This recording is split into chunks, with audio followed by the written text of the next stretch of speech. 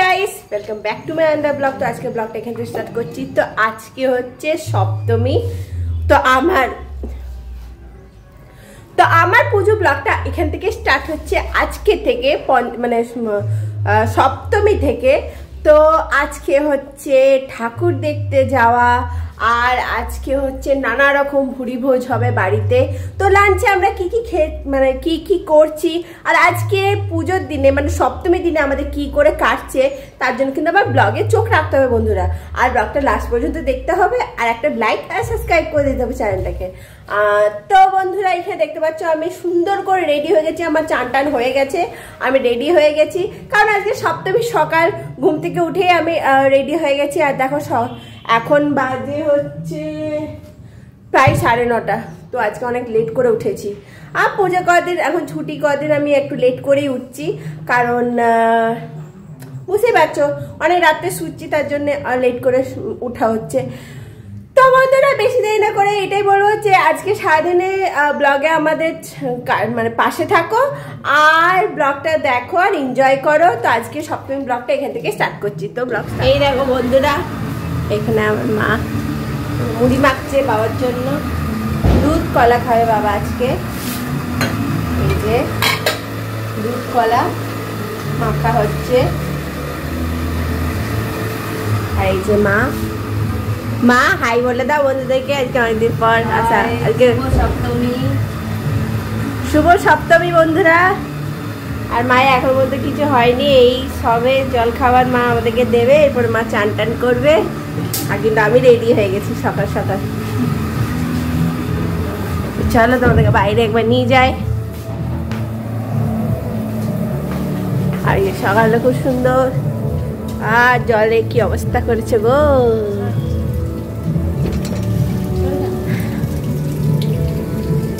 কি সকালটা কত সুন্দর দেখো, আর গান বাজনা বাজছে, পুজো পুজো মনে হচ্ছে। বাহ,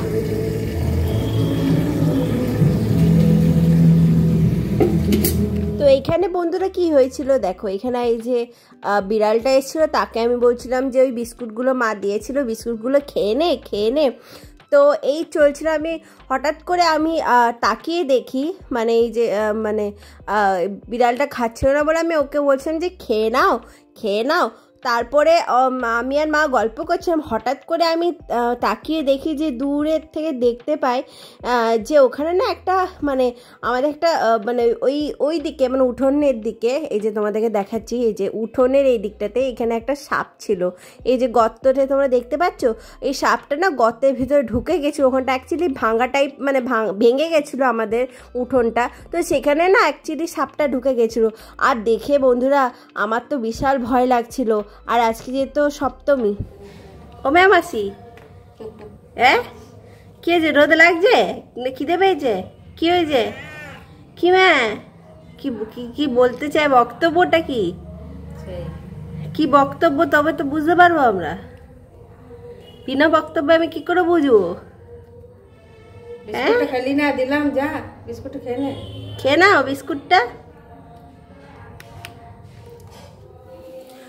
তো বন্ধুরা চলো লাঞ্চে কি মেনু হচ্ছে, চলো একবার গিয়ে দেখে নিয়ে আসা যাক যে মা লাঞ্চে কি বানাচ্ছে। মানে অনেকক্ষণ তো হয়ে গেল, দেখি কি প্রিপারেশন করছে, কি করছে না করছে। বাবা এনে দিয়েছে, আর রান্নাবান্না স্টার্ট হয়ে গেছে মোটামুটি। গরম গরম ভাত হচ্ছে, ভাত ফুটছে এখানে। আমার ভাতের চালের জন্য ভাত মানে চালের জল দেওয়া হয়েছে ভাতের। আর এখানে মোটামুটি চলছে কাজবাজ, মানে স্টার্ট হয়েছে সবে, এখনো সবজি কাটা বাকি আছে। তো চলো দেখা যাক আজকে মেনুতে কি হচ্ছে। এই যে দেখতে পাচ্ছ ফুলকপি। তো বন্ধুরা আজকে আমাদের বাড়িতে হচ্ছে মাছের মানে ঝাল, সর্ষে দিয়ে, বাঙালির সব থেকে প্রিয় মাছের ঝাল। তো হ্যাঁ, এইটা হচ্ছে রুই মাছের ঝাল মাছকে করছে। তো চলো তোমরা রেসিপিটা এনজয় করো। আর আরও ঠাকুর দেখা আছে, যাওয়া আছে বাইরে, তো তার জন্য আমাদের ভিডিওটা লাস্ট পর্যন্ত দেখতে হবে। আর লাইক সাবস্ক্রাইব কিন্তু অবশ্যই করে নিও। চলো এবারে রেসিপির দিকে যাওয়া যাক।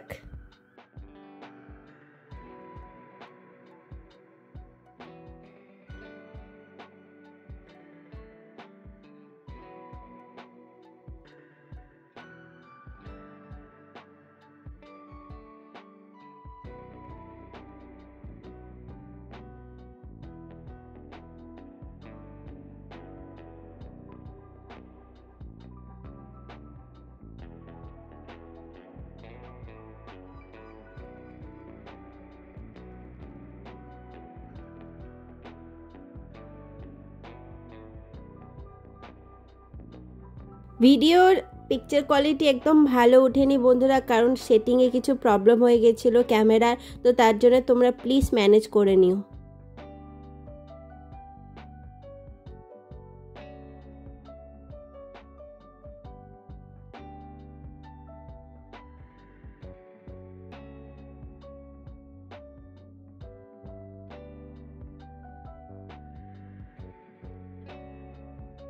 রেসিপিটা কেমন লাগলো অবশ্যই কিন্তু কমেন্ট করে জানিও বন্ধুরা, কেমন লাগলো তোমাদের রেসিপিটা।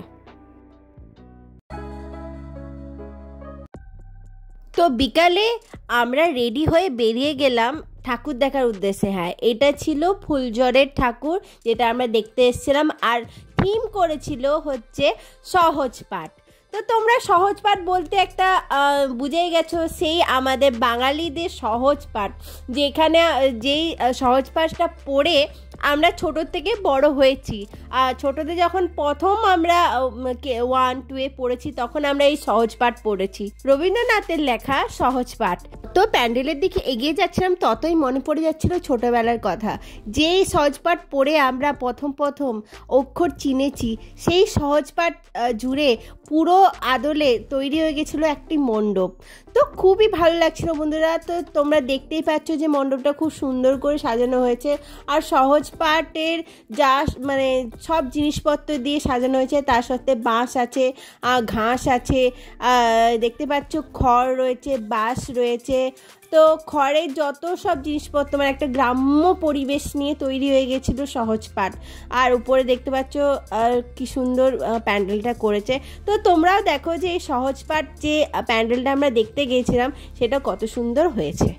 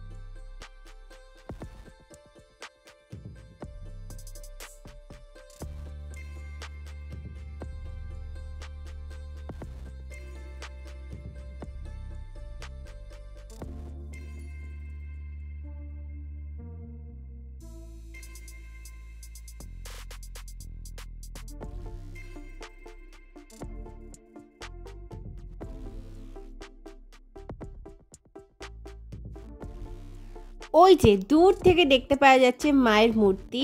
হ্যাঁ, এটা হচ্ছিল মানে পুরোটাই করেছিল কিন্তু দেখতে পাচ্ছ মাটি দিয়ে। আর এই যে আমরা ঠাকুর দেখা হয়ে গেছে, এবারে আমরা চলে এসেছি মকটেলের কাউন্টারে। এখানে খুব সুন্দর সুন্দর মকটেল পাওয়া যাচ্ছিল। তো আমি অ্যাকচুয়ালি ব্লু হ্যাভেন বলে যে মকটেলটা আছে সেই মকটেলটা আমরা মানে করেছিলাম। সব কিছুই পাওয়া যাচ্ছিলো জলজিরা, আর এই মকটেলটা কিন্তু খেতে দারুণ ছিল বন্ধুরা। হাই গাইস, তো ভিডিওটা এখানে এন্ড করে দিচ্ছি। যদি আমার ভিডিও ভালো লাগে তাহলে লাস্ট পর্যন্ত দেখো, আমার চ্যানেলটাকে সাবস্ক্রাইব করে দিও, লাইক করে দিও, কমেন্ট করে দিও, সুন্দর সুন্দর কমেন্ট। আর নোটিফিকেশনের বেল আইকনটা আছে সেটা কিন্তু দাবিয়ে যেতে ভুলে যাও না, তাহলে কিন্তু আমার ভিডিও তোমাদের কাছে পৌঁছাবে না, কিন্তু সেটা কিন্তু অলওয়েজ দাবিয়ে দিও। তাহলে তোমাদের কাছে আমি আরও তাড়াতাড়ি আরও নতুন নতুন ভিডিও নিয়ে আসতে পারবো। তো